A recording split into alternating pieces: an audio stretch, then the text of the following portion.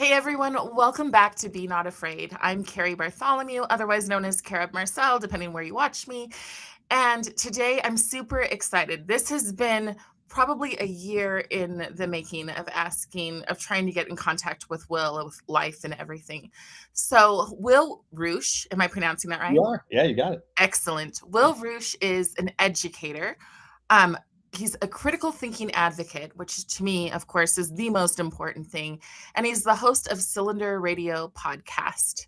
He spent nearly 2 decades teaching high school social studies in, wait for it, Los Angeles, including US history, civics, government, and economics. And what I'm really excited to do in this conversation is to talk to somebody who shares the same kind of values that I do, but doesn't necessarily, we don't see eye to eye on everything. Sometimes I'll watch something and I'll go, gonna have to make a comment, Good. but he Yeah. wants people to make comments. So, Right. Will, thank you so much for joining me today. Yeah, this is like my favorite thing to talk about. So let's go. It's an intersection of so many things of critical thinking and education and challenging ideas and just trying to get to the truth. So, how did you get involved? I mean, as a public school teacher, Yeah. I always ask this question. Did something change? Did you start off in one way and everything was kind of like normal, and then the next day they handed you something and said, "Here's the new normal, deal with it"? Kind of. It was a slow burn. So I taught public and private, and I moved to private in 2014. So it Okay. was kind of like right at the cusp of when things were starting to get crazy, like which was like 2015. Um, and the private school that I was at, it was a modern Orthodox Jewish school. So what I found was that a lot of the ideological stuff that was being pushed in schools, I was kind of immune to it because they already had an ideology. They had a religious structure that was resistant to kind of the ideologies that were happening out in the world, like these more secular ones, which I think is a lot of what is going on in the schools.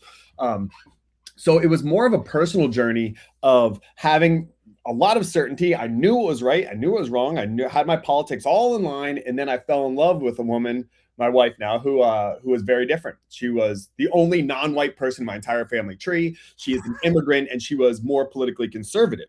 She's an Okay. entrepreneur. And I was like, wait a second. I thought, Republicans were bad. I thought they were bad people and they didn't care. And then I met her family and they would like bring in runaways and they were very charitable and they worked hard and they really did a lot of self-sacrificial moves and stuff in their lives for other people. And I was like, uh-oh. And then my wife would have different ways because we're different in so many different, all the ways kind of just culturally and everything that, from how you load the dishwasher to how we view the big stuff about guns and abortion and immigration and all that stuff. So I was like, wait, the person I love and respect the most on this planet sees these things differently than me. Maybe I'm missing something. And it got really curious. And then I went that direction where I think what happens a lot right now, Carrie, is I use an example of Mr. Rogers all the time because we all know Mr. Rogers. We love Mr. Rogers. And let's say that you don't like Donald Trump, okay? Or you don't like, wokeness, for lack of a better term. And Mr. Rogers shows up one day and he has an LGBTQ pin on or something, or he says, protect trans kids, or he wears a MAGA hat. You have really two choices. One is Mr. Rogers, the person I've known my entire life as a wonderful man, is not who I thought he was. Or this group of people that I've been kind of like programmed and according to my feed to believe to be wrong. Maybe they're not this entity that I think they are. Maybe they're not the evil ones that I've been told that they are. And it's shocking how many people go, Mr. Rogers is not the guy that I've known for 20 years. Yeah. It's And I'm kind of wondering how in the world did we get to that place? Because if you did grow up with Mr. Rogers, you did grow up um, with actual genuine kindness. That's how I see it. And that I think is where a lot of my principles come from. People will say, "Oh, you're just MAGA." I'm not. Like I always tell people, Yeah. in a few years, the person in office will be out of office, but I'm still going to have my principles. I'm still going to have my values. I'm still going to choose to genuinely not hate people. And one of the things that I found so frustrating is this changing of language, right? So you'll have a word Like, take the Super Bowl this weekend. You'll have a word like, only love can stop hate. Mhm. And so many people get on board. Oh, that's great. That's a wonderful saying. And I'm like, yeah, unless you're the people that they're saying are hateful. Yeah, yeah, define what hate means. I mean, that's the whole thing about hate speech. Is it Right. hate speech to say you hate the president? No. Is it hate speech to say that biological men cannot be women? You know, like, Right. yes. So Yeah. so is it, stating a biological scientific fact is hate speech, but saying literally the words, "I hate this person" is not, Right. that's gets really tricky. Well, and even further than I hate, but I wish they were dead, and here's the way in which I would do that, right? And somehow that's not even considered hate because you are allowed to not tolerate those that you deem intolerant. Yes. Yeah. There's a great, book by, Roy Baumeister, is a professor at, like, University of Central Florida or something like that, and it's called, Evil, and I've taught it for years in my class. It's like 4 main reasons why people do evil. For evil, just like, missing the mark, why they do things Yeah, that they know to be wrong, and it's like, um, one of them is ideological evil. Is it okay to punch someone? No. Is it okay to punch a Nazi? Yes. There's instrumental evil. It's like lying as a means to an end. A good, you can do bad things to get to a good end. Then there's sadistic pleasure. Sometimes it's fun to do bad things. That's like the troll kind of crowd. right. There's egotism, and then the fourth one's egotism and revenge, which is like, this person wronged me, so I can do bad things to them. And I have my students kind of track the thing when you've behaved this way or behave this way this week, like, write down which one it is. So they're aware, I because, love that. yeah, Oh my gosh, that's a great idea. well, people need to be aware that they can be the bad guys. Right. That's a big thing that I teach, in all my classes still online, is we look at the My Lai massacre, and you read the letters. That's in Vietnam. It was like this situation where these regular American soldiers did the absolute worst things that could possibly be done to other human beings. Right. And if you read the letters that they were writing the weeks prior to that to their families, they were normal guys just put in a really tough situation. But what we always say is like, well, I would never do that. I would never be a Nazi. I would never be, a hateful, person. And then that's what they said too. So we're all human beings, and that should be a uniting kind of idea that we are capable of doing bad things. And if we're aware, but if you're not aware that that you could possibly be the bad guy, you're not going to see it on your radar. I love that you say that because in 2020, when the schools all got shut down, immediately it was funny because every year for my son's birthday, we would base his party based on a book, and we were doing Lord of the Flies. We were Oh, going to bring in a big pork and put it in our yard, and I mean off everything. the And head. we were just gonna let these these 12-year-old boys go crazy, and then give them the book. But when I was leaving and I started to realize that people would turn so quickly, right? So I was very involved in school. I was the volunteer drama teacher, and we just finished Willy Wonka. And everybody, like even the principal, oh, we love her, blah, blah, blah. And then I showed up at a reopen Washington protest and took a picture. And immediately I became public enemy, like immediately. And I just thought, how in the world? And that's when I started to realize, oh, this is how Nazis are made. Mhm. You have an idea in your head, and you think that anybody who does that idea is evil, and you can't understand. I lived in the area where it's, everybody works for Microsoft and Google. We didn't. Us being shut down meant, will we be able to pay our mortgage? Right? Yeah. And nobody could understand that conversation. Or take a few months later, George Floyd. Yeah. Nobody could understand why I wouldn't want a lot of people delivering pies to my house and saying, "We feel so bad for you." And I was just like, "But that's not my identity." And I lost a lot of friends over that because a lot of friends had been told that that was the way to be kind. Yeah. Not to That's listen to a different point of view, right? And I feel like the Nazis weren't always the Nazis. yeah. They were neighbors of other people, and then they were taught a lot of gross things. Propaganda works. Propaganda, exactly. And when I say gross, I'm thinking about, like, the Jewish math Mhm. problem, right? Like, just really awful things about your neighbor. Yeah. Yeah, people you've known. Right. And that happened, that's been happening now. It happened, during COVID and George Floyd stuff, but then it just kind of happens with everything now. Right. Is, people stop talking to their parents. I had a friend who been friends with him for over a decade, and he's like, I can't be friends with you anymore. I was like, why? He's like, because what you posted about ICE. And if you follow my accounts and stuff, well, like, I'm not promoting, I'm just like posing questions. I know. He's like, you can't be indifferent to this. I was like, I'm not even indifferent. I'm just like saying that this is complicated. He's like, the fact that you think it's complicated is enough for me to cut a friendship. Like, I think we're human beings are tribal. We're tribal creatures. So we have this element in us going back to our earliest days of an us versus them to protect our own.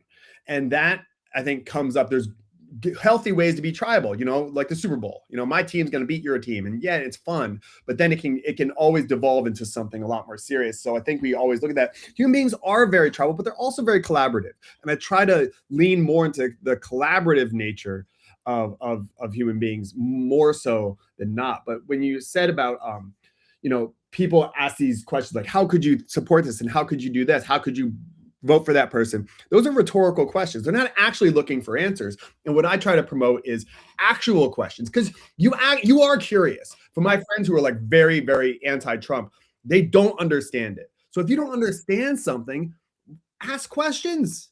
Like, Right. we're all ignorant about a million things. What you know about the world is so small. So why not lean into that curiosity? And that's been kind of my superpower as an educator, as a father, and as just like a general thinker. I think for most of my life is I recognize it's very Socrates-ish. I'm not Socrates, right, but it's like, or Einstein, where he says, I'm nothing, I have no special talents, I'm just passionately curious. And Socrates asked a lot of questions. And I was like, well, I can do that. Like I'd be in rooms and I'm like, I'm not the smartest guy here, but I can be the most curious one here. And then eventually you keep asking questions and remembering the answers and not following. And then eventually your questions get higher and higher level. And you turn around and you go, I actually know a lot about this. Interesting. Right. And the more that we ask questions, I think the more we unify, the more we humanize each other. And I think that's also a reason why we're being asked to not, or being told to not.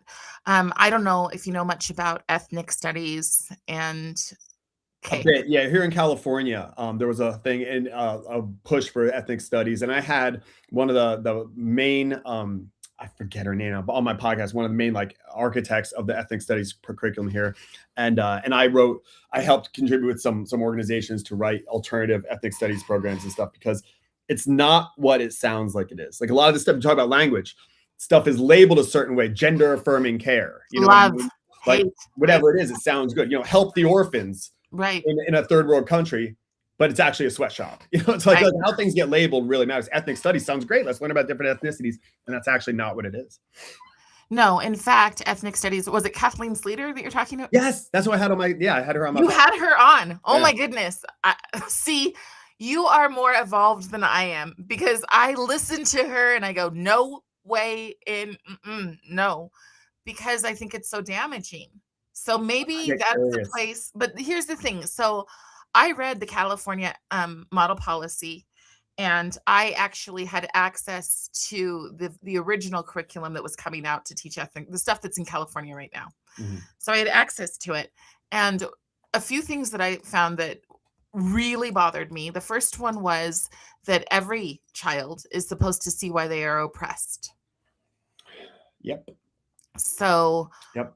I have a massive problem with teaching kids that the future isn't bright.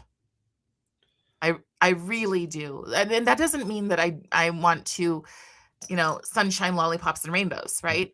It just means, like, I'm going to talk to my kids, and when I talk to them about Black History Month, I'm going to say, okay, so you guys have been taught that you're oppressed and that the world is just a terrible place and it's never progressed. But if it hasn't, I wouldn't be your teacher. Yeah. That's a fact, right? And so the first one is that they're all oppressed, and the second one is how they're supposed to dismantle the systems of oppression. And when Kathleen Sleater talked, she said, do not think of ethnic studies as a culture club of the month. That is not the goal here. Ethnic studies must be seen through the lens of critical race theory, Meanwhile, everybody was saying, "Oh, critical race theory would never be in schools." You know, they were gaslighting insanely. Yeah. So what do you know? I mean, you had her on. What did you learn? And I mean, how could you Yeah, I mean, I had her on in this span during that time. I had, I also had James Lindsay and Peter Boghossian on, Mhm. who were kind of I had two National Teachers of the Year who were both very strong advocates for critical social justice. So again, I mean, it's cylinder radio, so it's the idea of like a cylinder, like its different shapes, Right, yeah. and I get really curious. I think that it's a bunch of different things. I think that Christy, was it Kathleen Sleater? What was her first name? I forget. I thought it was Christine. Maybe it's Christine. I've got a video. It Yeah. doesn't have a nice title. It's No, called it's Straight fine. from the Horse's Mouth. So She was an older lady. Yeah, she was an older lady. She was like kind of back. She was teaching like when it was a little bit more egregious, where like, schools didn't teach anything about like Black history. Like there's a lot of schools that don't teach about like Black Wall Street, and right. I and didn't like, know about it. so there, it is important to teach that. But Yes. the problem of critical race theory, and the way I've explained critical race theory is like, go back to Derek Bell and Kimberly Crenshaw and everything. It's like people, I was one of the only active classroom teachers that was speaking out against it. So I went on, Fox News and Glenn Beck and all these different programs, and they were like, it's just nonsense. And I was like, it's actually not all nonsense, Okay. because it serves a good purpose of, let's put on these lenses to see, is there discrimination under the surface? I think the war on drugs would be a good example, because you look at what John Ehrlichman said when he was the advisor for Nixon. It's like, this is a way to lock up hippies and Black people. And then you look at the incarceration rates and the conviction rates, and it's working out. There's a Bay Area a Supreme Court case from back in the day, Yik Wo versus I'm not even sure, but it was essentially these like Chinese laundromats. The Chinese immigrants were coming into San Francisco, and they were having laundromats in buildings that weren't made of brick.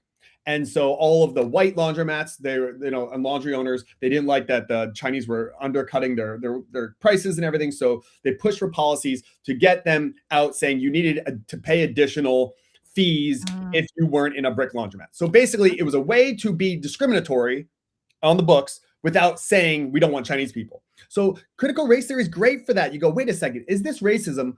Put on these lenses. Look for racism everywhere. Maybe it's here. Then you take the lenses off. You got to take the lenses off.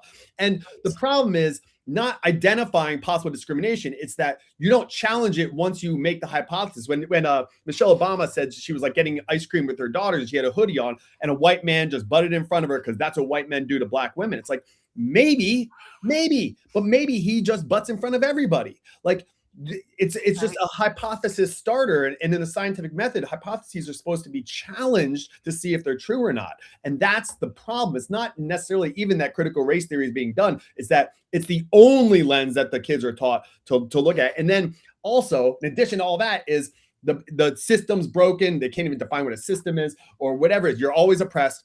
They don't give you a pathway out. So right. What do I do to be less oppressed? Do I show up to things on time? Do I work really hard? Oh no, those things are categorized as whiteness. Right. They don't do that either. So now the kids feel really hopeless. Right. Trying to identify problems, but then give solutions. And there are no solutions, because this is part of the theory crowd, yeah. Right? And the theory crowd is constantly breaking things down, always dismantling. There is no end. I had either. It's right, preserving epistemic pushback. Right? Yeah, I had somebody who asked me at the very beginning, Carrie, where does this all end? What's the point here? And I said, I think it's global communism. And she's like, that's the aim. She could not handle that, right? She's like, oh, no. And now we're in the I told you so phase. Yeah. So it's been interesting to watch this. And even now, I think now it's actually sadder, because I think people do see it and they're so afraid.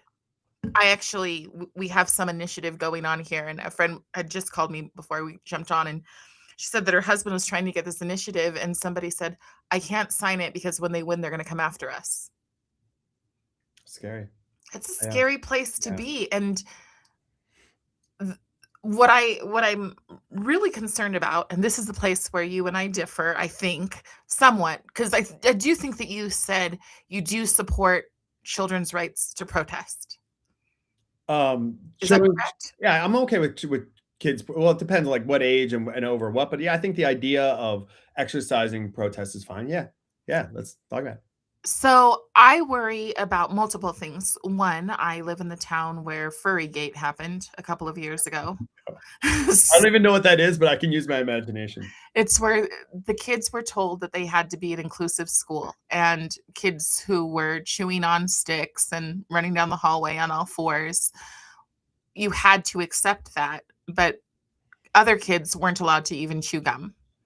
And so the kids, after complaining and saying this isn't fair, they, on their own, took to the streets. Okay. Mm. That's what happened, but it went massively viral and it ended in 5 days of bomb threats because that's what happens when one side doesn't like what kids are protesting for. Yeah. Now we have ICE protests and counter protests. And the counter protests, I saw the Confederate flag running through my town. And my thing is escalation. Yeah. Also, teachers who support some and not others. Yeah, double standards for sure. And but really that escalation, what happens when, we're an open carry state. So what happens when somebody who is doing nothing, minding their own business, gets a rock thrown in their car window? Yeah. Right? So I feel like, and the other thing is that when we say kids in their civic duty, how many today know what that even means? Yeah. Right? Civics, yeah. So if they don't understand what it means to be civically responsible, and part of that is to understand the issue, not just to write a sign that says one thing, but to actually understand the issue. And that's the problem. In this ethnic studies book that's in California now, and now it's out, so I can say it, it's called Voices. In this ethnic studies book, it actually says children should be taught to lean into pathos and ignore logos. In school. Yeah, of course. You're not shocked by that. I'm so shocked by that. Really? Yeah. I mean, so my son is a senior this year, and he was lucky enough to go to a charter school that was like Hillsdale. So, but only until 10th grade. At 10th grade, it only goes up to 9th grade, right? Okay. So, and they were taught, like they read original sources. They were taught to think. When the kids were given Black History Month, the kids were given Booker T. Washington and W.E.B. Du Bois debate. Oh, great. As a paragraph each, and then they were supposed to decide who they stood for. Okay. Yeah, I teach that even in like my Patterdox American history class. So I think there's a really, it's like okay, the game's rigged against you, because Patterdox is my online education platform. It's all about pattern recognition, right? So it's like, okay, the game's rigged against you. We're two options: play the rigged game, even though it's unfair. Win, show a good effort. That'll get you the respect, the wealth, whatever, and then you can start to change the system. Or refuse to play. I'm not playing this rigged game. Change the rules and then play. Like, it's not clear cut like which one's better or the other, but getting kids to think about like, what do you do in that situation? It's not really even about them at the time and civil rights. It's really about just like how you apply these civil rights lessons and patterns to your own life when you're going to be in a rigged game. It could be at work or whatever it might be. I love that. There's so much there to learn from, and I think that's what's really important about history and everything. So the appeal to the emotional side. I'm reading Screw Tape Letters because we're like a Jesus household. So like, we're reading the Screw Tape Letters right now with my sons, and I don't know if you read it with C.S. Lewis. It's so good. Oh yeah. And it just really over and over and over again about how the enemy, the devil, demons, it's all keep the people appealing to emotion. Right. It's just you're so easily manipulated by emotions, and that happens on the left and the right. This idea that only one side is emotional, that's that's clearly not the case. But also, I think it's like, how could just sticking with like the woke people, lack of a better term, it's a pejorative term, but like, can they be so vicious? It's the flip side of empathy. empathy exists in us so that we can care for the vulnerable. So when our baby's crying, we feel their pain and we want to protect them. Yeah. The mother bear is the most dangerous animal in the woods because of its empathy. So if you view someone as marginalized or helpless, you will be vicious, tear their face off. And there was a Glennon Doyle, I think, is like a writer and activist and stuff. She had a image of like a mountain lion with a bunch of cubs behind it, like growling, and it said, "Leave trans kids alone." And it was like, it's so on the nose of like, yes, that's exactly what it is. That's the way right. it is. And asking a question like, do you think it's good to put hormones or give surgeries? Like I had Chloe Cole on my podcast, and like, That's her story I was holding back tears the whole time. It's like, right.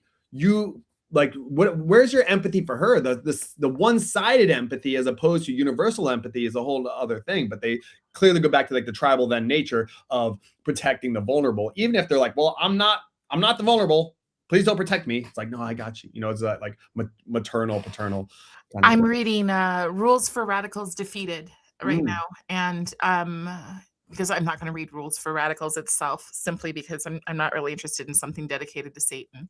Yeah. But that's but it does have all of the rules listed, and absolutely it's dualism.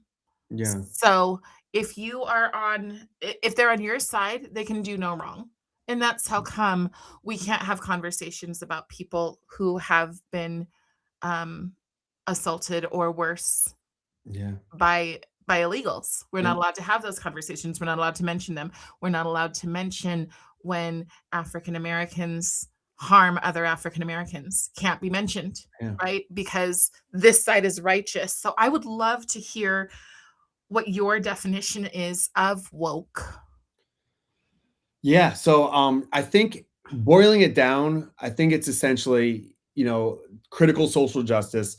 I think it is seeing the world. Let me see if this makes sense. Seeing the world through an oppressor and oppressed lens.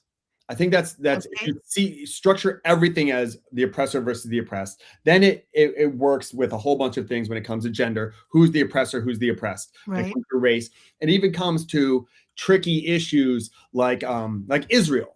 Okay, so that's like a real hot button topic too. Because you can kind of go both angles, but you could say that like Israel, because of their military power and their wealth and the power that they have connected to the West, that they are the oppressor.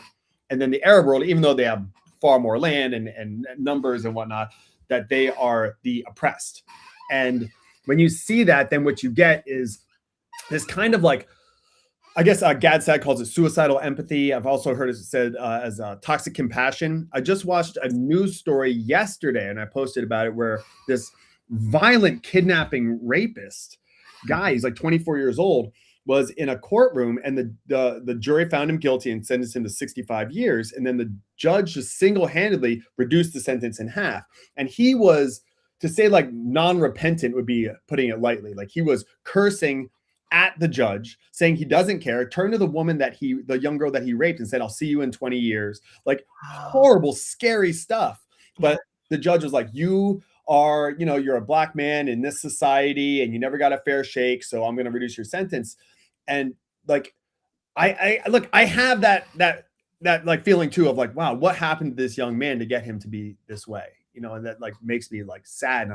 And I hope that he can get the help that he needs and whatever it might be. But there's also like a dangerous element of this, that we just let people do these things that are actually hurting others.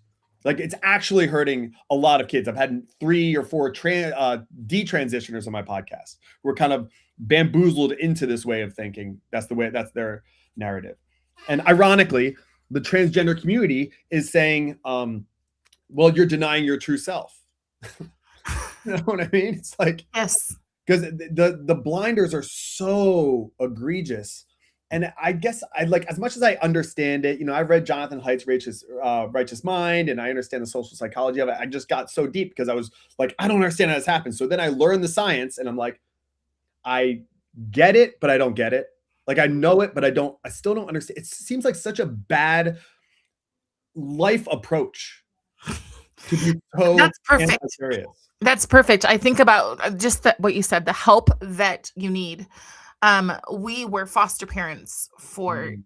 for years, and all of the sudden, the help that they need turned into trauma-informed care, i.e., no responsibility. Kids aren't held to any kind of responsibility, and then my own background is I grew up and aged out of the foster system. Oh. So, I kind of understand what works. I kind of understand that there has to be a point where you say, "Yep, all of this stuff happened and it was really awful, and also if I continue to stay there, I'll never be anything else with my life." And nobody wants to have those conversations. Excuse me. Nobody wants to have those conversations, one, because they're not lucrative, and two, because then you can't manipulate somebody with compassion. Mhm. And what I have found is so many of the people who claim to be compassionate are some of the least. But I wanted to, how I see woke is Yeah. enlightenment. People believe that they are the only people with the right ideas.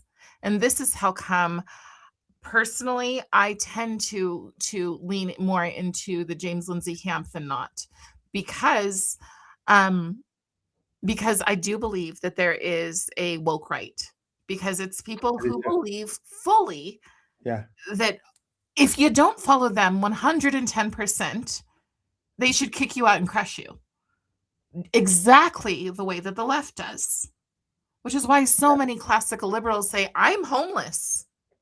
Yep. Because Politically homeless. I'm stealing that. That's good. I think that's exactly what it is. Yeah. yeah, and that's I why see it.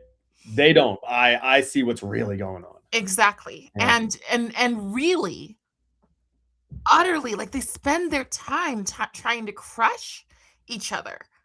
Mhm. And I'm sitting there going, I'm looking at the time. I'm looking, quite frankly, I'm looking at midterms and I'm going, it's a lot of really bad things that are going to get put right back into place in terms of gender ideology things, Mhm. in terms of racial.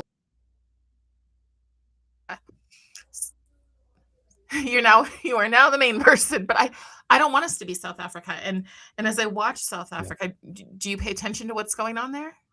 And with what in South particular? Africa, they did a lot with equity, and their equity is Trying to make up for the apartheid, like, make amends for. yes, but there's a lot of people, and I've spoken to some. Um, the people from South Africa are honestly scared to talk.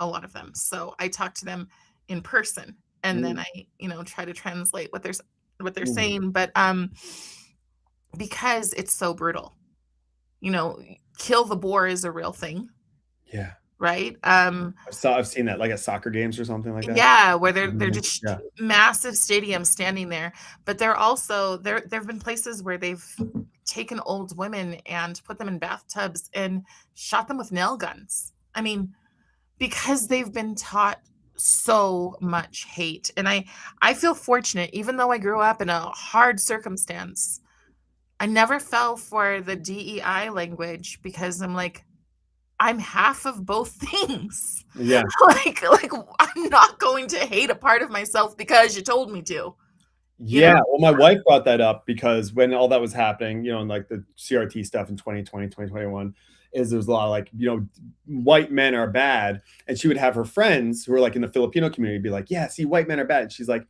"Your kids are half white." Same thing you're saying. It's like, "My kids are Right, half white." Like, no. Like, I don't want them to think that part of them is bad. And that's the same way that I'm sure it was a generation or two ago. I'm sure now too, some places, but of like, if you're half black, like half of you is bad, or half Filipino, that's the bad part. Like, right, no. Like, right. what's going on here? So, I mean, and I think that that may have been the way that it was in schools. I know that one thing they thought is that if you were mixed or if you were a foster child, so I had both, that you were slow, that you couldn't learn. Yeah. And those are the kind of things where I'm like, why would you not just evaluate by putting a test in front of someone? Right. But you can't, because that will destroy your narrative. Yeah. And watching that watching the worst ideas become adopted as the best has Mm. been the what I always say, and what I do at the very beginning of the year with all of my students, is we reenact the emperor's new clothes. Interesting. Yeah, so I had, um, Alana Redstone on my podcast a while ago, and I worked with her a little bit at the Mill Institute. She's great. She had a class that was called "Bigots and Snowflakes: Living in a World Where Everyone Else is Wrong." and, and I remember What was the name of her class? Was it for kids? Yeah, no. She was taught at the university level. Oh, okay. A sociology professor. She's awesome. But wow. Okay. Deep, like, critical thinker. And I brought up the Emperor's New Clothes a lot because I was like, how? Because it was all this. This probably before that. It was probably 2019 or something. And I was like, how do we start to get people to see this? And I was like, is it a little bit the Emperor's New Clothes? Do you need a few people to be that kid to be like, he's naked? Like he's naked. Come on. Like you need some people to kind of stick their neck out. And we saw that with all kinds of things. We saw that with COVID. We saw that with racial stuff. We saw it with transgender stuff. And then, I saw it in education because I was talking about this stuff when I started my podcast and my Instagram in 2018. So in 2018, I'd already been seeing it in the K through 12 system. And I was like, this is happening not just to Jordan Peterson, Nick Kostakis, and Brett Weinstein on the university level. It's happening before that. And I was like screaming at the top of my lungs about what was happening in K through 12. And it was like nothing.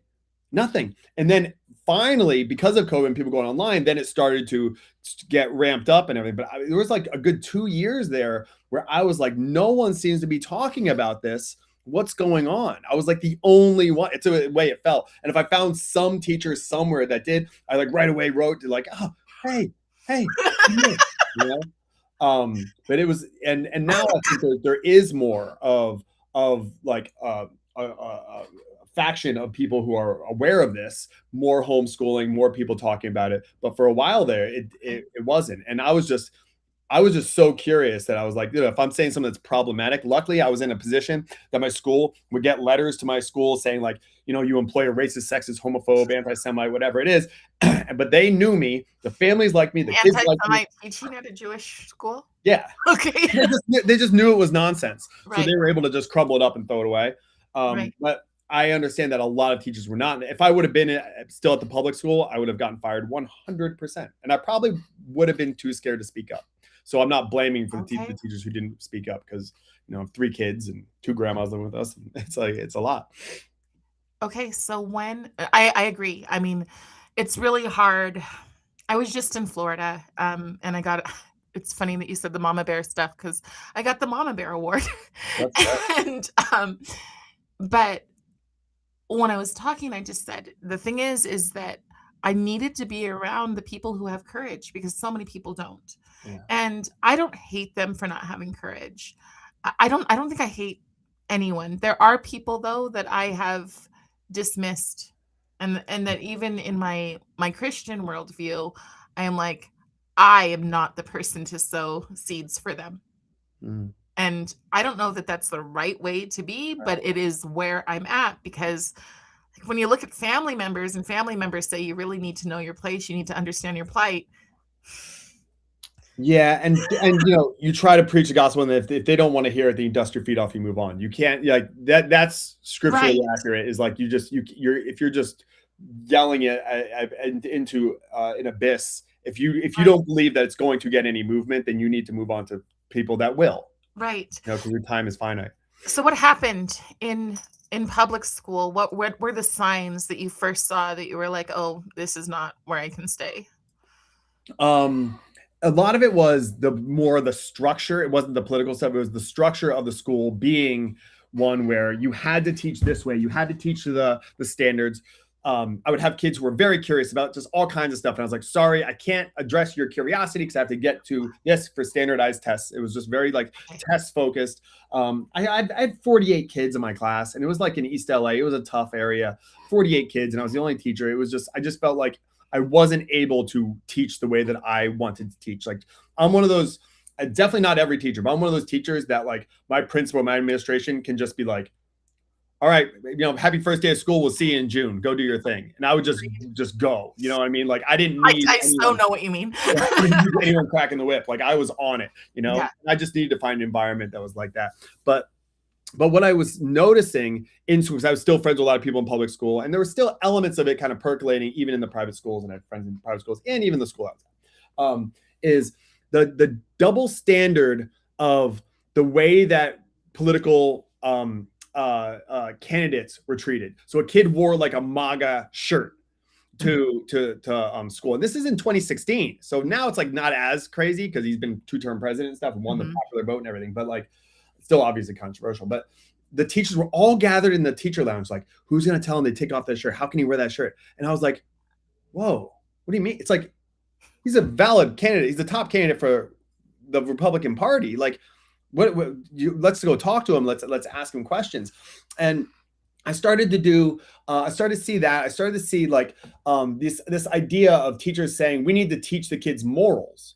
And I said, what morals? Like, where do you get these morals from? Whose morals exactly? Whose morals? Yes. Okay. It's like there are these like ideas that there's only one way to be. I know in my heart what is right or wrong. It's like, so did Hitler. You know what I mean? Like, so if you're not willing to have these kinds of challenges, and I would engage with my peers, the other teachers, about just like asking questions. A gun issue would come up, and I would like, they would say like, isn't it crazy that you can just walk into any store and buy an automatic weapon and walk out? I was like, that would be crazy. It's not true. Like, what do you mean? Like, and I just would ask these questions, and the teachers I would realize that they didn't have any idea what they were talking about. An early example would be also, we talk about activism, circling back to that, is there was a school shooting. So the kids organized a walkout, which is like what's happening now with ICE, right? So they had a walkout. The teachers were all like, yes, this is wonderful. Went outside, they were playing the guitar, again, down with, gun violence. And they were all like, see, Mr. Reusch, you taught us about activism, because, we teach about civil rights activists as heroes, and they want to be heroes. So they're all like, and I just had this face on that was like, and all the teachers were coming up to me like, oh, isn't this wonderful? Because I was the civics teacher and I was the history teacher. Isn't this wonderful that they're doing this? And I was like, yeah, we'll see. So after it was done, it was a bunch of like 11th and 12th grade girls, and they came up and they were like, Mr. Reusch, it wasn't this great? You're teaching us to be activists. I said, okay. I said the Ross Perot quote, the activist is the one who cleans up the river, not says the river is dirty. So I said, I had a baby at home at the time. I was like, look, I got a baby at home. My life's crazy, but here's what I'll do. You care about gun violence? Any gun violence? Like, yeah. I was like, okay, here's what I'll do. I'm going to stay after school with you today. From school ends at 3:30. I'll stay from 3:30 to 7:30. Wow. Tomorrow, same thing. Friday, same thing. Wow. Monday, same thing. And what we're going to do is we're going to do a lot of deep research. And then we're going to sit down and we're going to find a solution. We're going to write legislation. And then after we write that legislation, we're going to get on the phone and we're going to get on the emails and we're going to send it to all of our representatives, and we're going to grind and we're going to get some legislation into California and into, Congress and the Senate. What do you say? And they just went like, I have volleyball practice. I have essays. I was like, okay, so let me get this straight. You care enough about gun violence to skip algebra class. Right. That's how much. So when I talk about like I support protests, like part of that is the cost. Martin Luther King was arrested 29 times, beaten. Yeah. They were beaten, spit upon. They were there was a cost to that. And I think the problem with activism now with young people is, what's the cost? Right. Like, there has to be something that you're willing to sacrifice. No, it's actually a reward. Yeah. There is a centering around if you are protesting for the right things. It's the opposite. Like all of those people, who are in the foot soldiers, the kids, even in the 60s and stuff, who were marching down in the South, like they were taken to jail. Like that wasn't like a glory. Now we look back, we're like, wow, that's really cool. Like someone says like my grandma was arrested as like, a freedom rider or something like that. It's like, wow, she's a hero. But at the time, it's super embarrassing. It's bad. You could lose your job. If you look at the Montgomery bus boycott, like they had to walk or ride a bike in the rain. Like they gave something up because they believed in it. If you incentivize and you reward people for it, then it changes all the incentives away from actually bringing about the change that you want. So when I say I support protests, it's like in the idea of like, first of all, cleaning up the river, not just saying it's dirty, not just pointing at it, but doing something about it, but also like willing to take the hit. Like, are you willing to take the hit? Well, what about the deep dive? Because my students, excuse me, my throat is just a mess. What I do at the beginning of the year with my high schoolers is I ask them what triggers you, when I give them all Sharpies and I tell them go write on the whiteboard, not Sharpies. One time. But I tell them go write on the whiteboard what triggers you. And I tell them, I look at their list and I say, this is our syllabus. Okay, so for the next 2 weeks, we'll be covering the civil rights movement. Now that does mean some unlearning of things that we've learned before. Mm. Okay, so learning things like most people, if they talk about the civil rights movement, they're going to mention two people. Who would they be? Martin Luther King, Malcolm X? Well, I want to say Rosa Parks, but Rosa. yeah. Right. Okay, so it would be those two people. Here's just one example that I learned this week. Saul Alinsky, Rules for Radicals.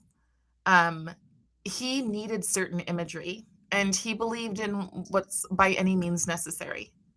So he went out, took a bunch of his words, blacks, to the symphony. Have you heard this story? I don't think so. Okay, so he takes a bunch of blacks to the symphony. They go in, and before they go in, he gives them all cans of pork and beans to eat. So they go in to the symphony, and what happens when you eat a can of cold pork and beans. People get up, leaving, more than likely looking aghast, probably plugging their nose, whatever else. And they get the imagery that what we've always been shown is that this imagery is they're appalled to be around Black people. I've never heard of this. So wait, so these images exist now of like people? I haven't looked for the images yet. I'm just reading this chapter. Wow, I've never heard that. But see, that's the thing. The things that we've never heard. Do we address those with kids? I mean, how I address it is I send their parents an email and I say, this is what we're going to be discussing in class. And what I always tell the students is I can only teach you as much as I know. You know, but one of the things I love Peter Boghossian, and one of the things that I have on my wall is how can I be less wrong more often? And so to me, that's how we teach. We have to teach with this place of intellectual humility. I don't know. When we talked about Bad Bunny on Monday, I had some kids who aren't even in my class walk in wanting to know what I was going to talk about. And they're like, because he had amazing moves. And I'm like, I'm not going to disagree with you on that. And they're like, what? And I said, no, but I am going to ask the question, who is he saying hates?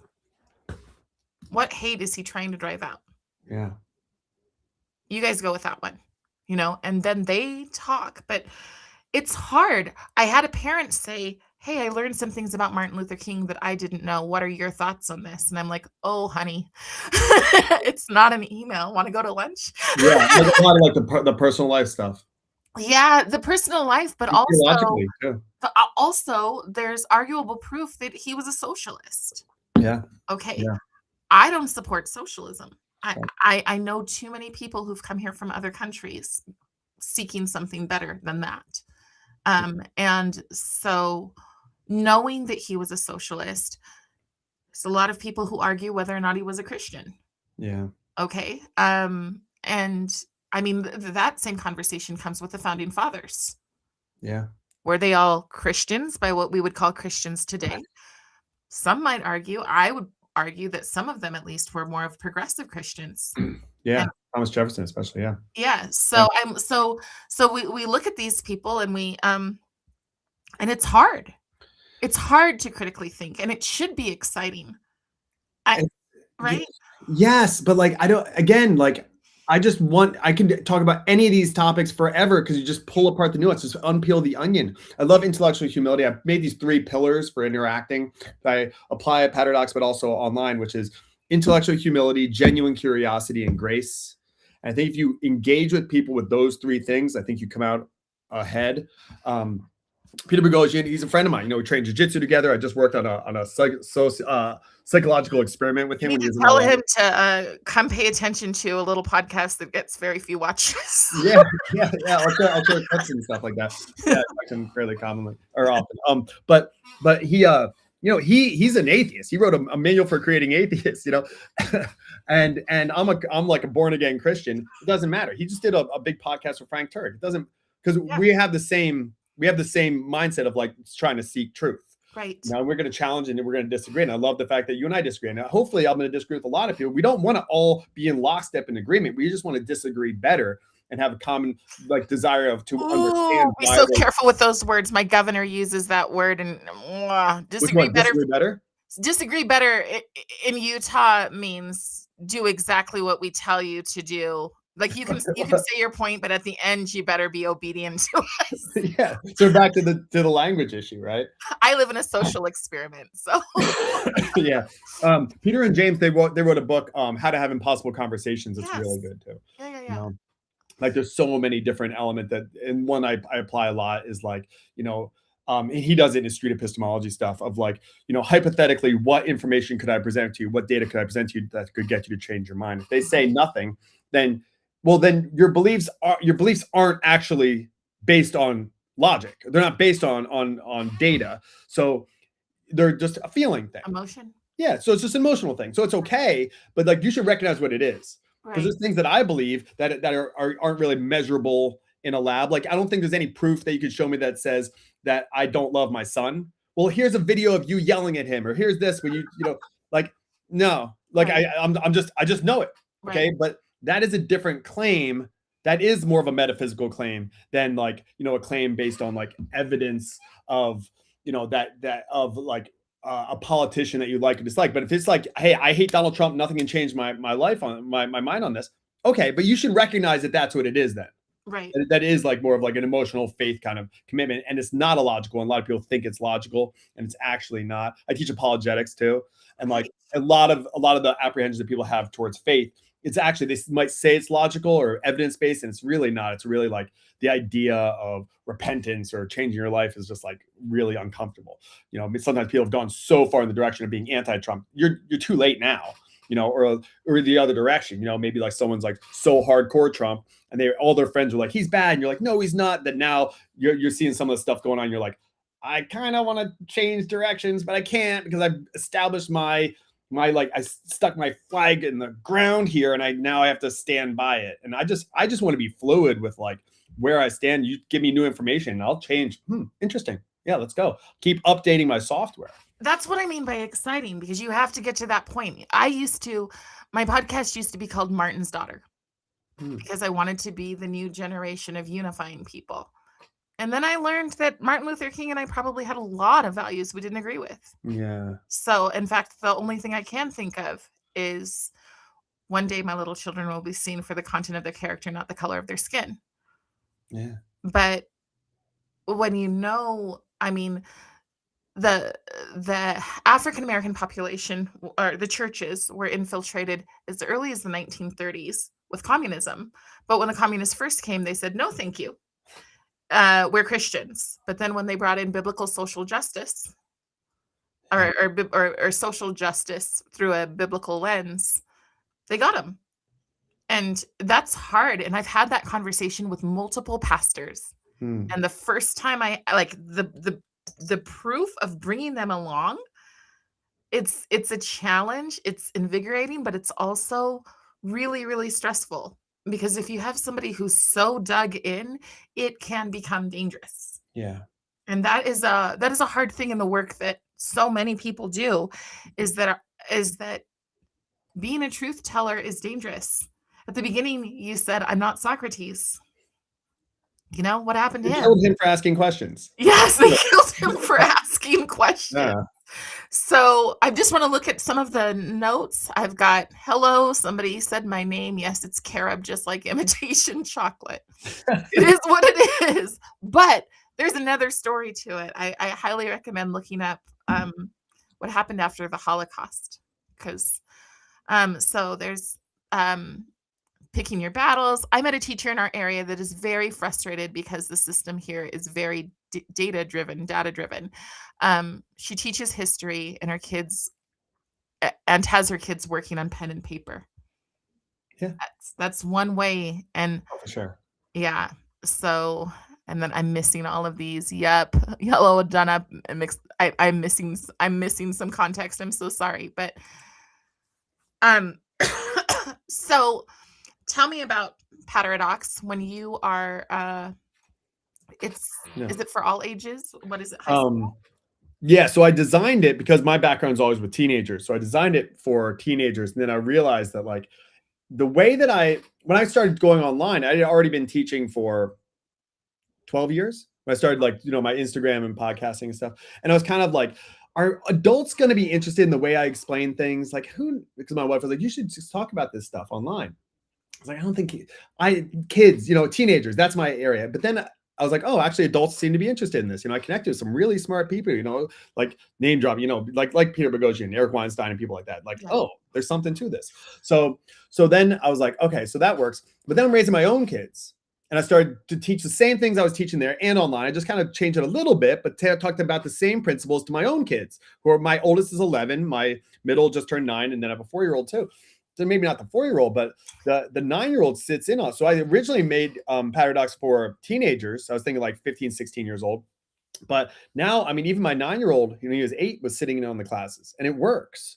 So it's really like pre-teen up until, I've like the oldest I think is like 17. So it's a big span of kids that can resonate with what I'm talking about. And I found that that's actually my approach to education is taking complicated ideas and explaining them simply. And that works for adults like that, teenagers like that, older kids, who are 16, 17 like that. Like, just give it to me in a way I can make sense of it, is like a big, like approach that I've always done. And it works for the younger kids too. And I can talk about the Vietnam War or whatever it is, and the 9-year-old gets it and the 16-year-old gets it. Right.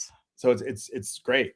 I mean, we sound like we're cut from similar cloths, because that's how I teach my high school class. And then when I teach, so our history is story of the world. Okay.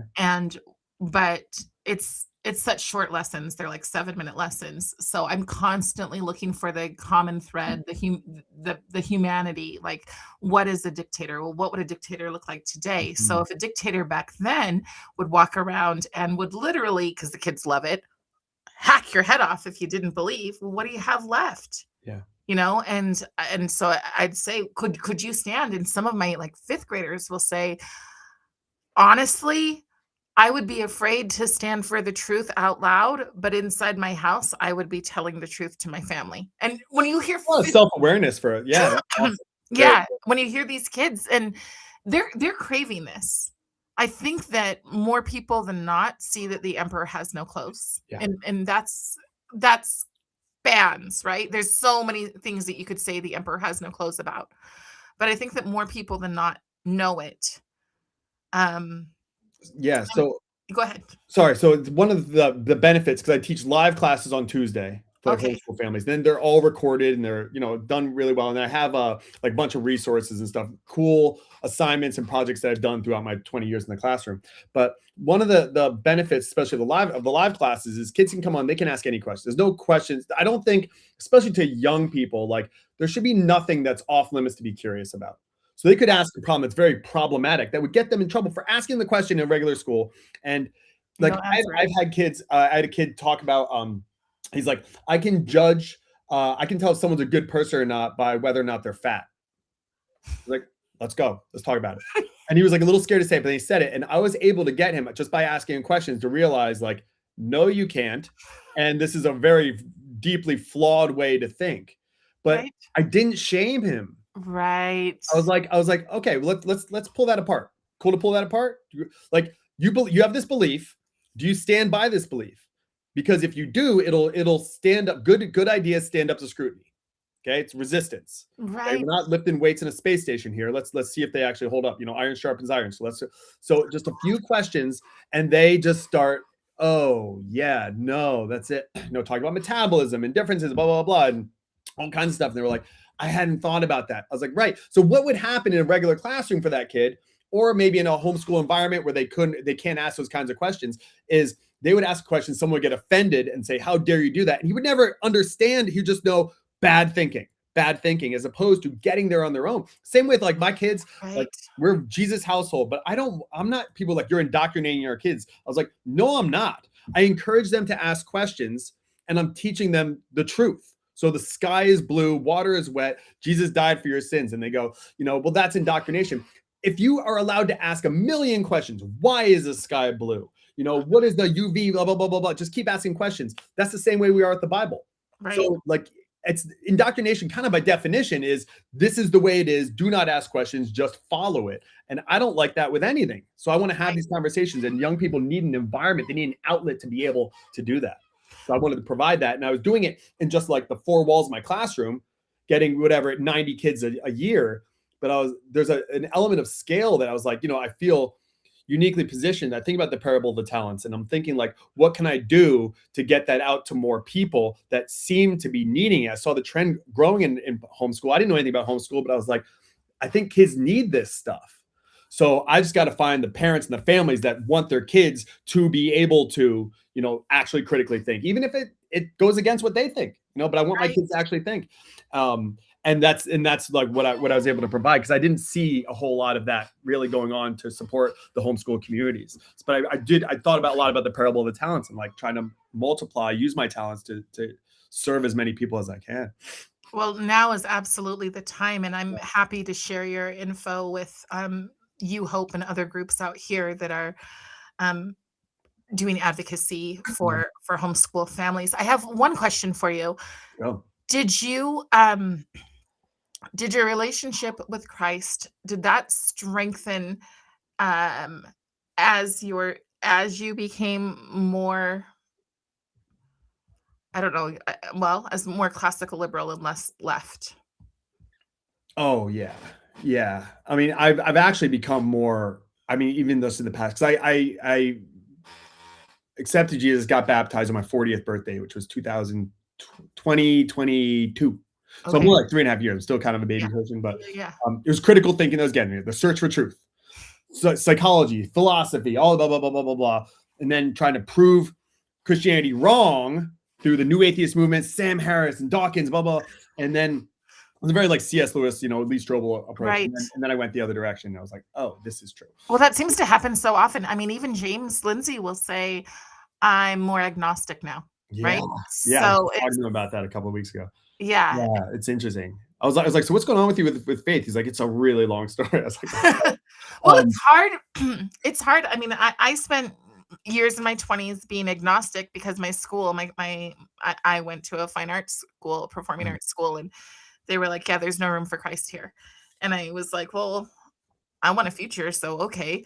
But the more and more things play out biblically to biblical proportions, I'm like, there's got to be truth here. Plus, more than that, in the crazy world that we fight, there's peace there.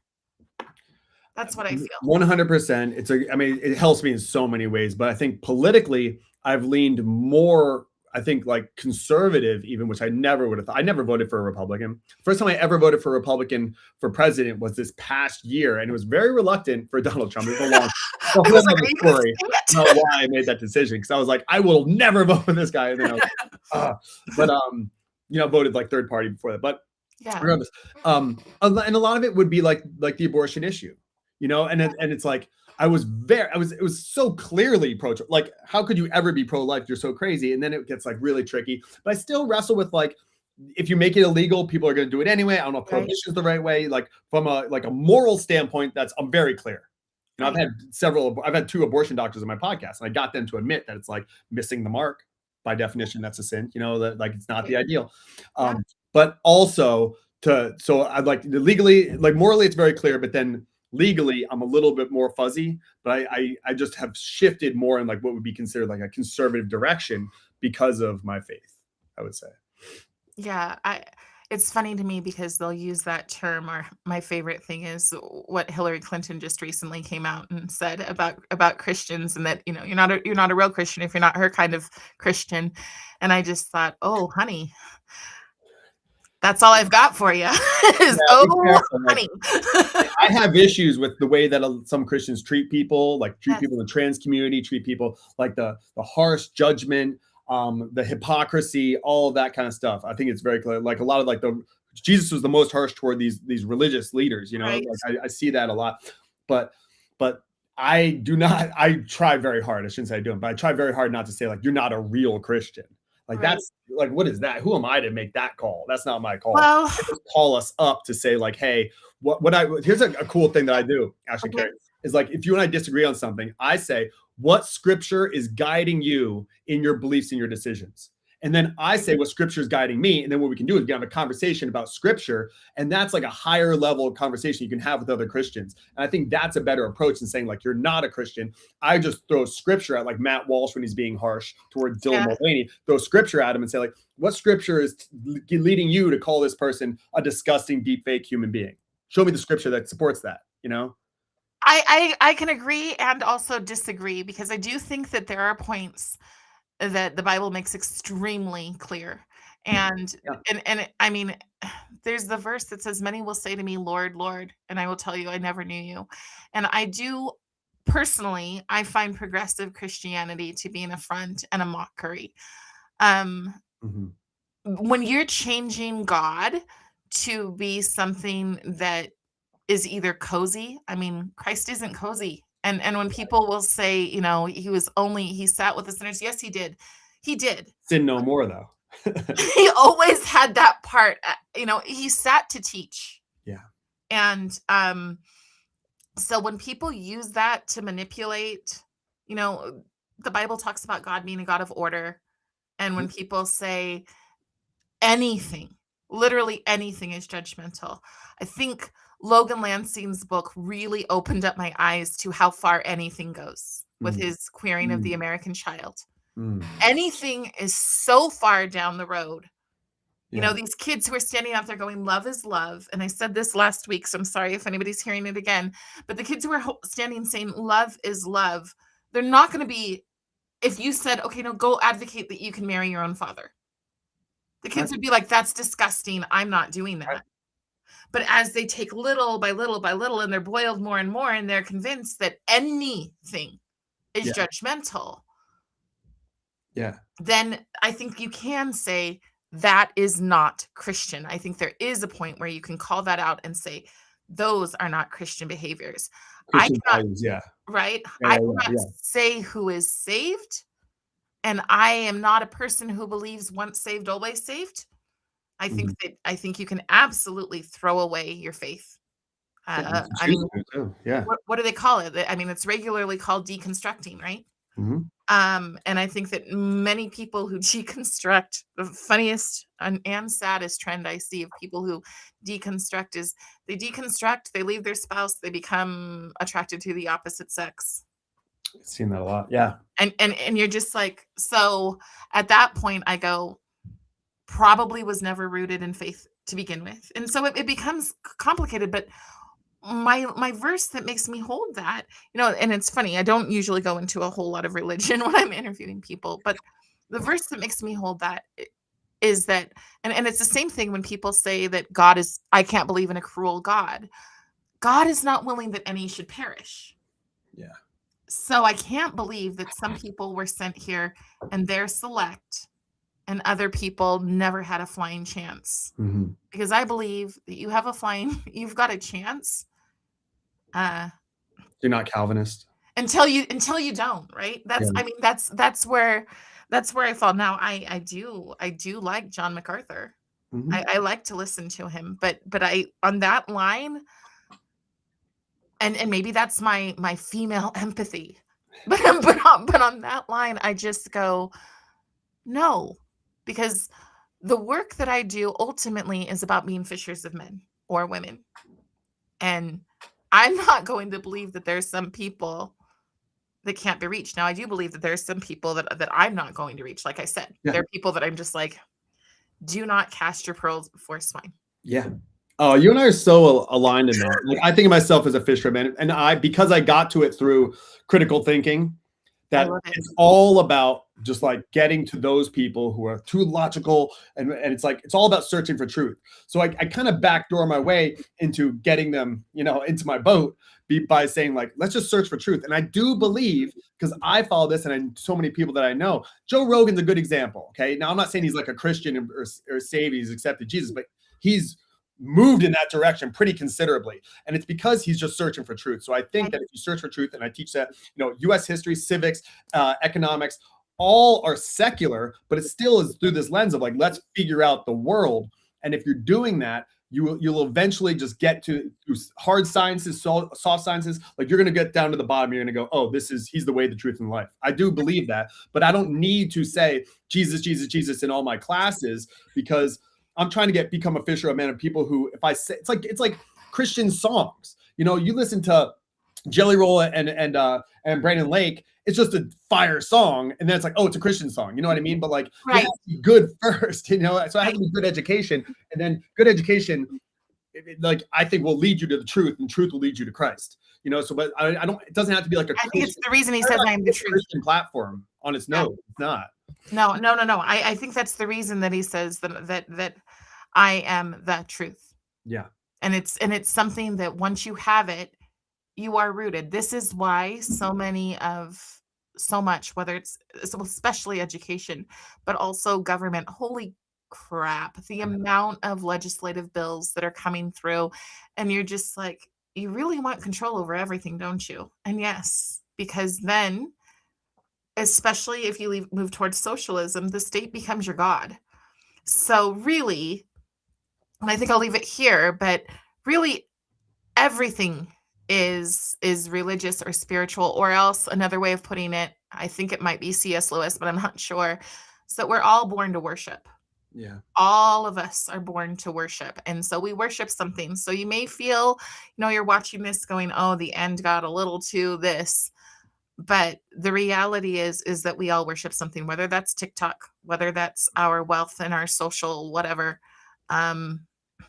whether that's the cult that is Randy Weingarten and Becky Pringle and everything that they push. Because I promise you, what we're looking at with them historically looks like a lot of death. Yeah. That's just a fact. It doesn't look like uncomfortable. It looks like death. It looks like imprisonment. It looks like the worst part of history repeating itself. Mm-hmm. And, yeah. Yeah. No. Yeah, I'm with you. I'm with you 100%. Well, thank you so much for having this conversation with me. I'm so glad we finally talked like all day, right? Yes, I was like, I kept looking at the clock going, because this little program won't let you download it easily if it's over an hour, but it was still worth it. So thank you so much. I'll send you over some clips, and please send me your information so that I can get that out to the multiple. I would love that. I want to be used. I want to be used by the homeschool community, especially. I know what I got, and I know how it's helped the people that are in it, and I want to try and get it to as many families and help them as possible. Educator me, Yeah, absolutely. Well, thank you so much. It's been lovely. Have a great day. All right, see you, Carrie. Bye-bye.